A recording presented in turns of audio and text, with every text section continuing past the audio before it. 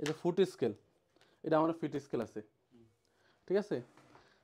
Fit স্কেলে যখন আমার এখানে 16 ইঞ্চি সমান 1 মাইল থাকবে, তখন এই যে ছোট ছোট ঘর আছে, এই যে ছোট ছোট ঘর, ঠিক আছে, এদিকে এই যে 0 থেকে 100, প্রত্যেকটা ঘরের মান 16 ইঞ্চি সমান যখন 1 মাইল হবে, এখানে যখন 16 ইঞ্চি সমান 1 মাইল লেখা থাকবে, তখন প্রত্যেকটা ঘরের মান কত হইব? 10 ফিট।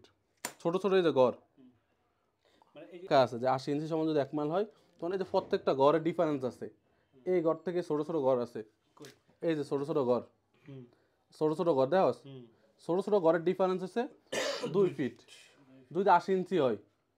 আর যদি 16 ইঞ্চি লেখা থাকে, তাহলে প্রত্যেকটা ফিটের ব্যবধান ডিফারেন্স কত ফিট? 10 ফিট। এইভাবে 32 ইঞ্চি হলে 5 ফিট, 64 হলে 2.5 ফিট, আর 80 ইঞ্চি হলে 2 ফিট।